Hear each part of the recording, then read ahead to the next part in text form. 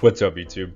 Today we're going to be looking at the Open Ultra League, and the reason we're taking a look at the Open Ultra League today is just because I am so sick of the Hisui Cup. It is super repetitive. It's the same 10 Pokemon, probably less than that, more like 6 or 7 Pokemon over and over and over. So let's take a look at the Ultra League, and I'm taking a look at a core that I actually used pretty recently on this channel, but in the Great League.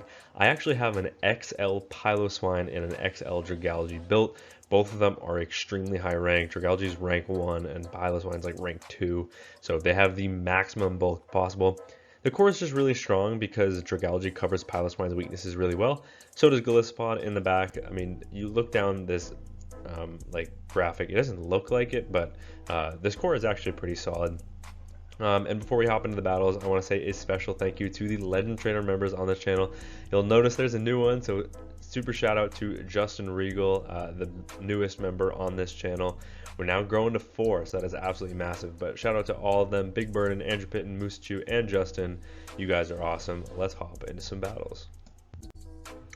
All right. We've got a fantastic lead in the first match, a Steelix, and the Steelix is staying in, so something is incredibly wrong with my opponent's team. I thought maybe they were going to go for a catch, which is why you see me overfarming as much as I do, but they don't, so now I'm full setting the high horsepower that nearly one-shots the Shadow Steelix, and in comes Swampert. So they weren't super core broken, but what I'm going to do here is I'm going to chip with the Icicle Spear and then come in with my Gliscod, because this is a very dominant matchup.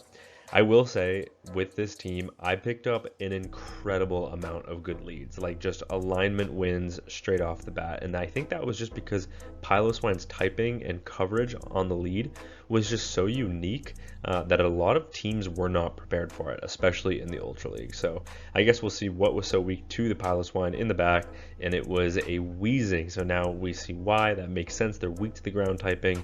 They're ABA weak to ground, which is actually a bit of an interesting choice for my opponent. You'll notice actually a lot of these teams that I face are ABA weak to something, which is a little strange, but we're going to take it. We end up getting the Steelix very low. I can come in with my Piloswine. No matter what it is, a Shadow Charge move here isn't going to hurt all that much. And now in comes Dragalge. Dragalge, all we have to do really is make it to these Aquatails, because Aquatail we'll put this in acid farm down range. They are on play rough, so they're not walled. I ran into a couple Weezings, I think, that were on sludge and overheat, so they couldn't throw anything into my Dragalge, which was pretty funny because they're a fairy and I'm a dragon, but certainly didn't play like it. But now here comes an Aquatail. My opponent does double shield their Weezing, and now I can just let this go because I can just let any charge move go here, get to the high horsepower. My opponent ends up baiting with a sludge for some reason. I don't really need my Dragalge anymore, opponent. So here comes an Aquatail. This game is over. They know it. They let me farm them down, and we are able to take the win. All right, into the next match. Another good lead. Weak to ice this time, and they switch out into a Lapras. Now, my best response to Lapras on this team is Gliscod because it's a neutral matchup. We just have to hope that they're not on Skull Bash. As long as they're on Sparkling Aria and Ice Beam, this is a decent matchup for the Gliscod. And because they threw right away, I know I'm in the clear. They don't even build up to the Skull Bash like they have it, so. And even if they did, I'm not going to respect it. The whole point of Gliscod is to try and gain just alignment and without giving up any shields, because Piloswine kind of needs the shields, but just because its pacing isn't like the best to high horsepower. They end up coming back in with Como, maybe trying to go for a catch, but that allows me to just put my Piloswine back on the Como and outpace, make it to the Icicle Spear, and I do grab a shield from my opponent. They're going to farm up to nearly back-to-back Clinging Scales. I believe they're one short, so I will commit the shield. It is the Clinging Scales, but now here comes a Icicle Spear of my own. Now that their defense is lowered, this most certainly will pick up the knockout unless my opponent commits the shield, which they do. They once again farm up quite a bit, but I can double shield back because all I need to do is go for a charge move, but my opponent tries to go for a catch, but I hold on to my energy. I switch into the Gliscod, pick up the knockout with the X-Scissor. Now, what is that last Pokemon in the back, or are they going to come back in with their Como on the lead? What's it going to be? They're going to come back in with the Como, which is a bit of an interesting play because I can just come back with my Piloswine here. I have the Icicle Spear loaded, and that's exactly what I'm going to do. One more fast move. Here comes the Icicle Spear on good timing. This will be enough to pick up the knockout. And what's in the back that they didn't want to show us? It is a Swampert. Now, Swampert is going to get outpaced, but Swampert, most of them are on Sludge and Hydro Cannon in this meta, and guess what? Dragalge is a complete wall to, and my opponent can just immediately shows us they don't have Earthquake because they just resigned the match. Decent lead in the next match. Ground into Drapion is always good. They safe switch into a Primate, and now Primate will be met with Dragalge, of course, as a poison, resisting the fighting type charge move. They end up just going straight Rage Fist here after farming up all the way to the Ice Punch. So I will now just let the second charge move go. I know I can live it, even if it is an Ice Punch, it's just going to put me really low. It's just another Rage Fist. Now here comes the full send of the Outrage. This will be enough to pick up the knockout of my opponent, so they actually do commit the shield. But now I will always match shields because at this point the assets plus the Aqua Tails probably will be enough to pick up the knockout. I overfarm as much as possible, make it to yet another Aqua Tail, and this Aqua Tail probably will be enough to pick up the knockout. Primate is pretty glassy even in the Ultra League. They double shield here, so I'm going to double shield back. I know I can get to another Aqua Tail, even overfarming by one. This will be enough to pick up the knockout here, most certainly, because they're in the red health range now, and it does. And back in comes Drapion. Can I get to an Outrage? It's going to be close, and no, not quite. I should have just chipped with the Aqua Tail, but that's fine. Here comes a couple Aqua Tails from my opponent, but a couple, or a crunch, I guess, that works too. I can make it to a high horsepower. My opponent ends up going for a high horsepower catch onto their Corviknight, but they're unsuccessful. And now Corviknight will be met with the Gliscod. And unfortunately for Corviknight, its worst enemy is its own fast move, because Sand Attack is resisted in this matchup, and they have no ability to farm me down. Even with a super effective charge move, it's not enough to pick up the knockout, and they have to throw energy in order to get rid of the Gliscod, or else I'm going to get to 2 more charge moves and pick up the knockout. So here comes the first Aqua Jet. They hardly even overfarm because they know these Shadow Claws are already adding up, and now all I have to do in this matchup is overfarm, and that's exactly what I'm going to do. I'm going to pick up the knockout with the Icicle Spear, and from this range, this will be enough to pick up the knockout. Back in comes the Drapion. I can make it to the high horsepower, but not before my opponent makes it to an Aqua Tail. However, Piloswine, pretty bulky, or another crunch, I guess. Maybe they're crunch Sludge Bomb. That's why they're the non-shadow. But here comes a high horsepower. Doesn't matter that they're the non-shadow. That nearly one-shots the Drapion, and we are able to take the win. Fantastic lead in the next match, but for a different reason. This time because we double resist their fast move. They end up pivoting into a Typhlosion, and we have a great response in Dragalge. Dragalge, of course, resisting all of the charge moves of Typhlosion, Thunder Punch, Blast Burn, even Solar Beam if they are running out. So the Dragon typing coming in clutch here, now, and we have Aqua Tail for coverage, which is absolutely massive, which is why this core is just so strong. Also, Dragalge weak to ground, and Piloswine has ice type coverage. Like, it goes back and forth, which is really cool. My opponent actually double shields, so I will commit a shield back. Blast Burn actually wouldn't be enough to pick up the knockout here, but just in case it was, they end up coming back in with the Ampharos. Ampharos will be able to outpace and make it to a Trailblaze, but that's fine. I can live one Trailblaze, and I can overfarm here because I'm not worried about their fast moves. I can now go for the knockout with the high horsepower. This is going to do massive damage to the Ampharos and pick up the knockout. Back in comes the Typhlosion. Can I make it to the high horsepower? Not quite. Ooh, I actually did make it to the high horsepower. I didn't think I was going to get there, which is why I just went for the Icicle Spear. They end up living that, and now I'm probably going to have to just come in with my Dragalge here and commit a shield because I don't quite know what is in the back. So I do get the shield call right. It is the Blast Burn. In comes a Moltres, and now Moltres will be met with the Outrage. Outrage does some pretty solid chip. It puts them into the yellow health range. In comes Gliscod. Gliscod will have to live a fly here, but they're forced to only go for a fly and not a Brave Bird because I would otherwise be able to outpace. Fly isn't enough to pick up the knockout. Can I get to the back-to-back moves? No, I cannot, but it's fine because Typhlosion is a 5-turn Incinerate user, which means I can throw one Shadow Claw and the charge move before their Incinerate registers, which is why I farmed up to 1 short of the back-to-back and got off my charge move, and we're able to take the win off of 1 HP, even with a mistake in that mid-game. Tough lead in the next match. Alolan Sandslash, very similar coverage to us, except we don't take super effective damage from ground. So I'm going to build up to the high horsepower, and I'm baiting with an Icicle Spear. This is a very risky bait, but my opponent actually catches onto their Miltank, which is fine because now in comes Dragalge. Now Miltank, of course, could be running Ice Beam as well, but that's fine. I can let this go. Also, my opponent is ABA weak to fighting, which is insane. And they have double ice coverage, so very strange team from my opponent. But now here comes the Outrage. Outrage probably won't be enough to pick up the knockout because Miltank is very bulky, but I am able to get the acid farm down following. Back in comes the Sand Slash. They are absolutely loaded with energy, but here comes an Aqua Tail. This will do some okay chip, but these acids are double resisted, so our fast move is doing absolutely nothing in this matchup, but they're nearly at 100 energy, so they're going to have to throw soon. Here comes another Aqua Tail. Now they're already in the yellow health range, and now we have the alignment that we need. We can come in with Golisopod because Golisopod as a water bug has really unique typing in the Sand Slash and resists all of their charge moves. Ice and ground both resist on Golisopod. In comes a Dragalge of their own, but now we have the alignment that we need. We can put Piloswine on this. Yes, they can make it to one Aqua Tail, but we will be able to outpace because we had residual energy, and our pacing is very similar. Of course, you see on the left there, Dragalge is 5-4 pacing to the Aqua Tails, whereas we are 5-5 with the Ice School Spears, which is fine. I know I could live this, so I might let this go. No, I am going to commit the shield. It is the Aqua Tail, going for the charge move right away, hoping my opponent's switch timer wasn't quite up, but it was, which is unfortunate. So they get the catch. That is a double resisted Ice Punch, and it's a CMP tie at that. Now, this is not going to pick up the knockout, so I can just let that go, and now in comes Golisopod. They're already at the back-to-back moves, but this is resisted damage. I can let this go. Drill Run connects. That does only a little bit of damage. I now go for the Aqua Jet on the CMP tie with my opponent's next charge move.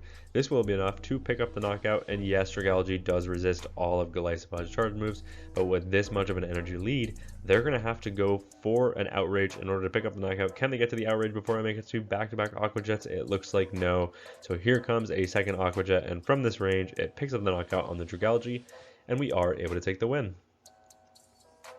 Honestly helped by Shadow Claw in that matchup because that was neutral as opposed to Fury Cutter, which would have been resisted.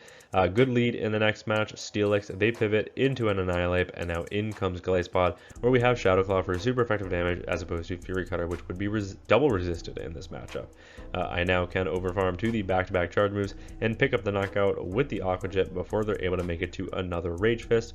This will be able to pick up the knockout. Is the opponent going to come back in with the Steelix? Yes, they are, but not that Steelix is going to have to be met with two Aqua Jets here. They're just going to have to let this go because they already are drawing dead in the lead matchup, and I think that's exactly what my opponent's going to do.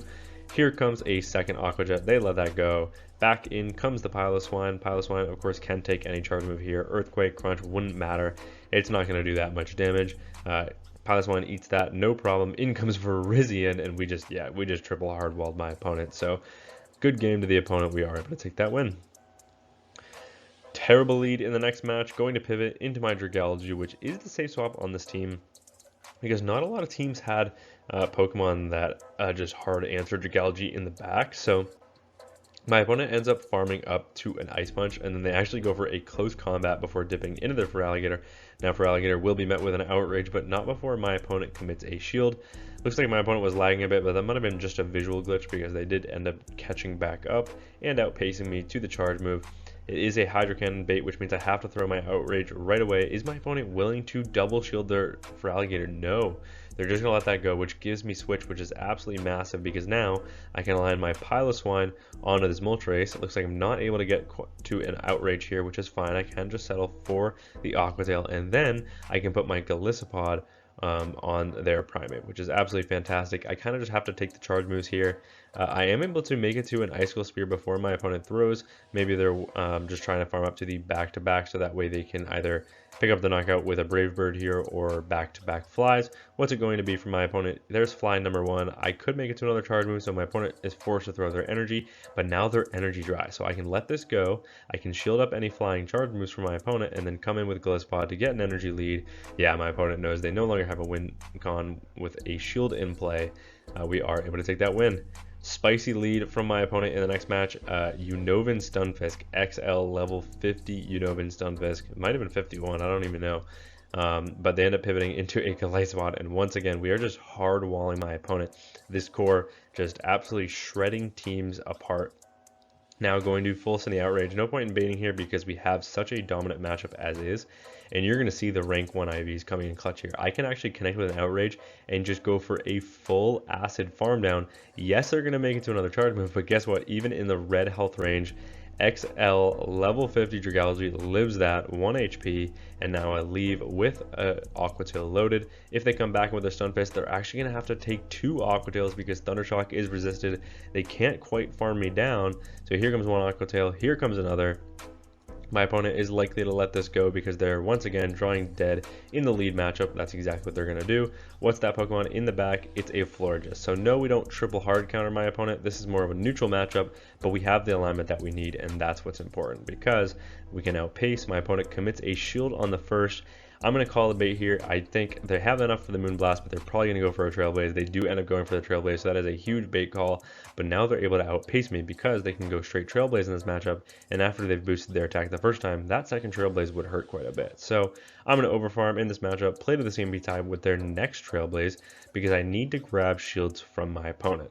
So there is the second shield from my opponent, and at this point, I know the game is over because I can shield up a Trailblaze on my Piloswine and I can just knock them out with a high horsepower. My opponent realizes this, so they pivot into their Stunfisk, but this does not matter. Mud Bombs are going to do such little damage, and these Thunder Shocks are double resisted. So yeah, my opponent just resigns the match, and we are able to take the win. Another fantastic lead, another electric on the lead. They pivot into a Cobalion, and this is another good matchup where we're running Shadow Claw as opposed to X-Scissor, which would be double resisted.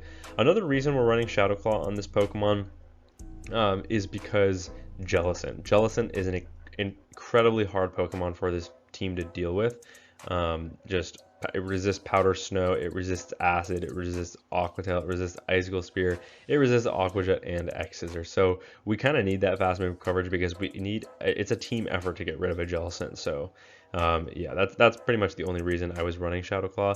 My opponent actually does connect with a Stone Edge in this matchup, which means they can flip switch if they double shield their Cobalion, which they can, but that's totally fine because I don't really need switch in this matchup, which is why I let that go in the mid game. Bellibolt has mono electric coverage, which means they have no coverage into either my Dragalge or my Piloswine, which is why I was like, I don't really need switch. No matter what they come in with, it's going to be resisted. Of course, it'd be nicer to be on the Piloswine where it's double resisted, but it doesn't matter. Now the Bellibolt will be met with a Outrage. They have no shields left in play, so they can't even buff their defense first. They have to let that go. Now in comes Piloswine. What's in the back? It is another Florges. So Florges will instantly be met with the high horsepower. This will do some really solid chip. High horsepower hits like a truck, and there goes half, probably more than half of the health on the opponent. They are going to throw the Trailblaze right away. What I'm going to do here is overfarm, throw the Icicle Spear on one turn before, but unfortunately I lagged, which is really unfortunate because that means I throw on the CMP tie, losing CMP. I now have to pick up the knockout with the Icicle Spear here, but that's fine because Icicle Spear will pick up the knockout. The opponent will be forced to throw energy unless they want to get knocked out by an Icicle Spear. They can't live this. They haven't buffed their defense yet. Yes, Bellibolt is bulky, but I mean, maybe that wasn't a very XL Bellibolt because I think maybe an XL one would live that, but either way, able to take the win. And now I think into the final match of the video, we've got a Primeape on the lead, so pretty tough lead. We're going to pivot into our Dragalge. Now Dragalge will be met with a Steelix. Now this is not a great response to an up energy Dragalge. Yes, our acids are triple resisted because they are double resisted on steel and single resisted on ground, but we have super effective Aqua Tail coverage and their Thunder Fangs are resisted. The best they can do here is go for super effective Psychic Fangs or Breaking Swipes, and that's fine by me because those only start adding up a little bit later and their pacing is much slower than ours, especially with such an energy lead. So here comes another Aqua Tail on the CMP tie. My opponent lets that go. I can live another one too, and the following Thunder Fang. So I'm going to let it go as well, and I'm going to do the exact same thing I did on the previous Aqua Tail. I'm going to throw on the CMP tie. My opponent has to throw there because otherwise I'd make it to the back-to-back Aqua Tails, and that's exactly what they do. So that was a nice play by my opponent, but they have to give a shield and throw their energy, which means they are energy dry. Now, what that allows me to do is come in with my Piloswine, get a huge Powder Snow farm down, not worried about any fast or charge moves here.